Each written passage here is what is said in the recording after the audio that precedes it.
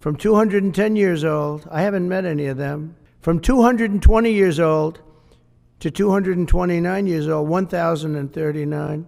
And there's one person that's 360 years old. It's hard having your Social Security cut off at the age of 360. I knew I was in trouble when I went to the Social Security office, and they said that this portrait would not count as picture ID. Imagine at my age trying to explain to some 25-year-old whippersnapper that my Social Security number is simply 3. They wouldn't accept my original Social Security card. Oh, hey, what's up? Oh, I mean, greetings and salutations. Speak up, dears, I'm a bit hard of hearing. It's the town crier. Oh, yes. What's that you say? Oh, yes.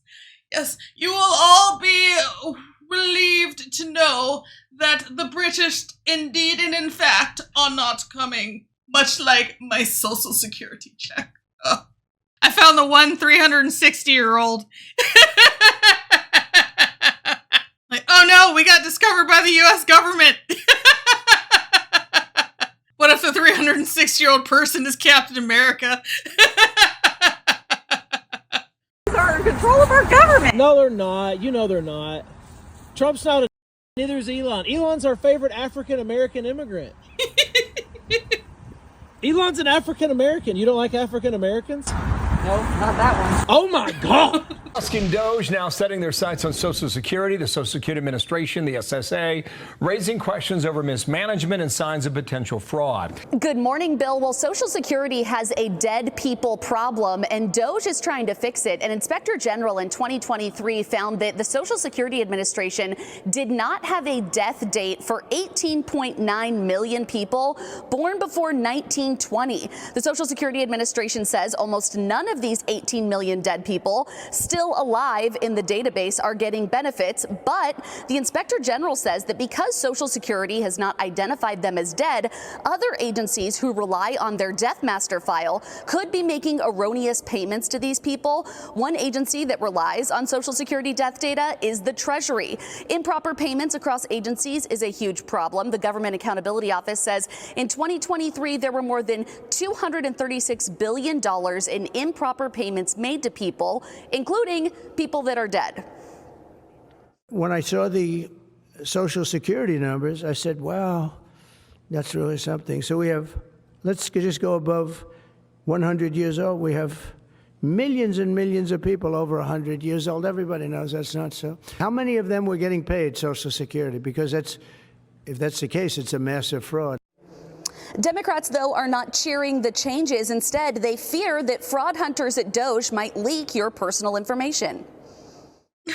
There were thousands of people, and seniors came up to me and just said point blank, Ron, what in the hell is going on back there with Social Security? If you have one of these 22-year-olds mishandle somebody's Social Security information, it gets out, that's going to be the mother of all identity thefts. Bill, there's also a chance that taxpayers could see some of these savings. Elon Musk says he wants to talk to President Trump about a potential DOGE dividend, which would give taxpayers a check from some of the savings that DOGE has found. Bill? Well, that'd be a story. We'd put that paycheck on the air. First of all, it's crazy to me that there are people who do not agree with what is going on. I don't understand how you can see that there are people that are hundreds of years old that are still collecting Social Security checks, and you have no issue with that whatsoever. I don't understand that level of Trump derangement and Elon derangement syndrome. Elon Musk was the co-founder of PayPal. He already has people's information. That plus the information he has on people from Twitter. He has so much of your personal and private information already. And that's not even to get into the Chinese government having your personal information, the US government having all of your personal information. I'm sure Five Eyes has a lot of your personal information. Unfortunately, we're in this digital age where our information is everywhere. Every time you turn around, especially the last 4 years, more and more things are being hacked. Oh, I think there's another privacy leak and another privacy leak. Elon Musk is not interested in taking your social security check.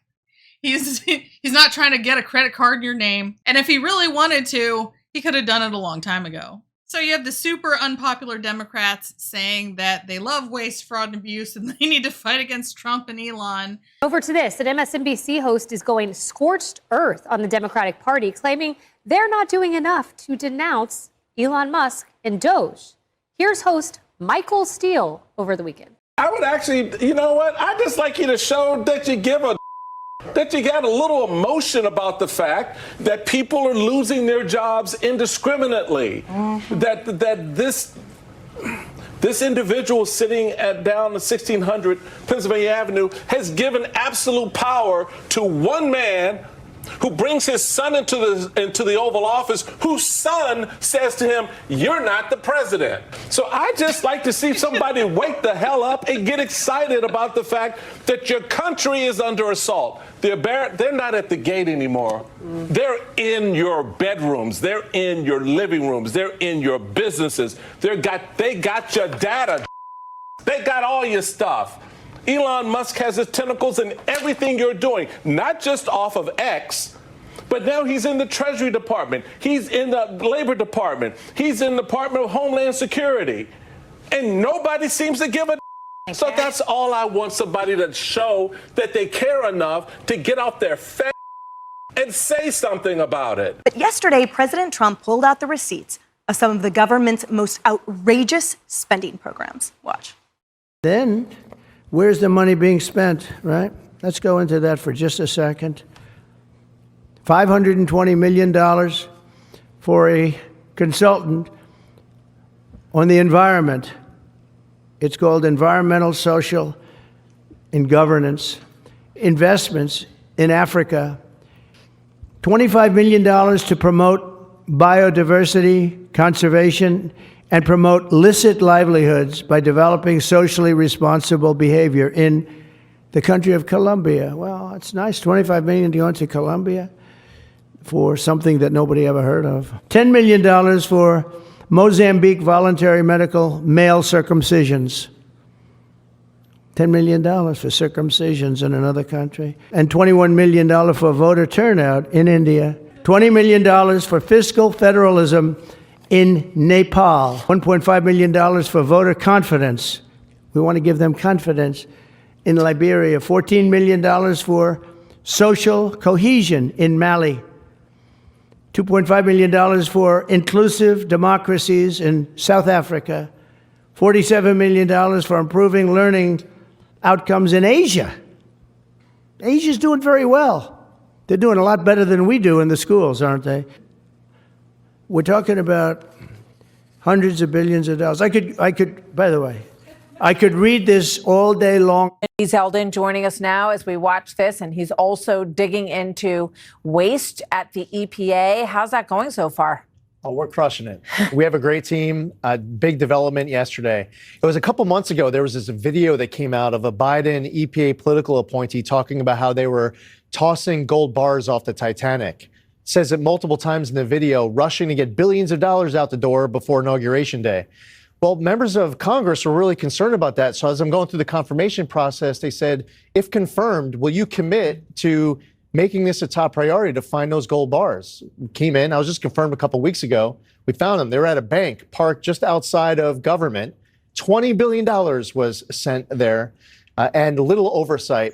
8 entities would be receiving all $20 billion, and they would be distributing all of these funds without EPA knowing everything that we need to do our job to provide accountability to Congress, the media, and to the public. So this is just insane. All right, Laura, so in the bingo card of waste of our taxpayer dollars, I don't know if anyone could have predicted social inclusion, learning, circumcision, voter inclusion, the list goes on. But what a horrifying list that is. And thank God for DOGE and President Trump now. Yeah, and I would love to hear one person in the Democrat Party try to justify any of these line items. I mean, imagine you were a person who's been struggling the past 4 years, who's been trying to put food on the table, get the basics for your family, and you find out $10 million of your hard-earned taxpayer money is going overseas for circumcisions. They are indefensible items, and that is why Donald Trump is in there exposing it. You know, it's funny, I saw online the other day, somebody put the acronym for DOGE actually should mean Democrats officially getting exposed, because I feel that that's what's going on every second. That's good. All right, so Bill, to that point, and on top of that, we know that we've been funding the Taliban and groups and still are weekly to the tune of millions. But so Laura asks, how can the Democrats defend this? Well, Senator Cory Booker certainly tried and, in fact, called out the fact that Elon Musk and DOGE has access to taxpayers' information. Oh, the horrors.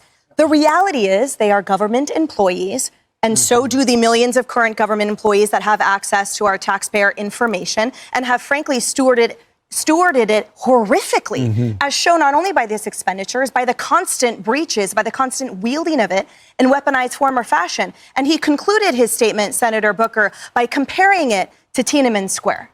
With the bloated waste, the horrific expenditures that don't reflect the will of the people. Why don't they have a problem with that now? Yeah, their hypocrisy radar is very low, so that's probably the answer to that.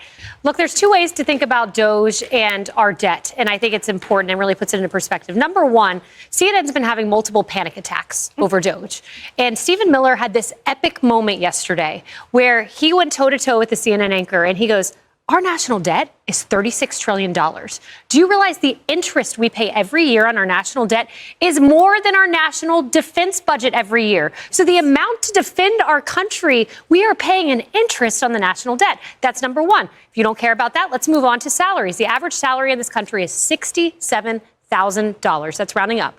Just the money that FEMA gave to illegal immigrants, $80 million, just that. Simple math, go do it on your calculator. 80 million divided by the average salary. That means 1,194 people's salaries like that just vanished. Not their tax payments, their salaries. So when you think about these payments in terms of salaries, it's your money evaporated to illegal and your national defense budget gone. Yeah. And Harris, DOGE has sort of tracked that. Now we're keeping track of what DOGE is doing. So far they've talked about that they have saved $55 billion by canceling over 1,000 government contracts that Kayleigh was talking about that were determined to be wasteful or fraudulent. Now, that includes, to her point, those salaries, the amount of positions that they've extinguished, which, by the way, during my tenure as a federal attorney, for every position, for every person that left a position, for every two, they would only hire one. So, A, the formula for efficiency is not new, although not to this radical degree. And B, they have receipts for the efficacy, for the efficiency, for the transparency that, again, the American people wanted, and yet crickets on the left. Yeah, I would take a deeper look at that just as that one example, and I'd want to know, well, did they cut the salary of the person that they kept? Did they bloat it, and so you didn't really see that much savings by getting rid of the second person when you hired one versus two? So I would have that question. To me, this is a battle over the sustainability of the United States of America. And the left sees that you can have open borders, which are very expensive to run a country if you've got open borders and millions of people coming in who have yet to prove that they will be viable in an economy, many of them illegal, many of them underage, so they can't work yet. So how do they help with our viability? The national security issue there. And to me, DOGE is knocking down that $36+ trillion in debt with an idea. Let's look for these things, the misspent money all over the place, not just in a few agencies. You've got to look for it everywhere because national security is paramount. You want to put military troops at the border. Border agents need more money right now. But I really strongly believe that this should be something where we have near universal agreement. Everyone should be against this kind of waste, fraud, and abuse. And it just goes to show how effective the legacy media is at gaslighting people and turning them inside out and upside down to where we have so many people who would be just knee-jerk reacting to anything that Trump does. Anything he does is bad. It doesn't matter if it's great. If tomorrow Trump said air is good, air is the best, everyone should breathe air, these people would go and they would tie plastic bags over their heads. And I don't know if I'd discourage it. Be sure to like, share, and subscribe. Thank you for tuning in to another episode of Red Dawn Daily with your host, me, Dawn Marie, and sometimes Leroy. Oh, you love duck treats, Leroy. Why do I have to bribe you, huh? Why do you have to be bribed?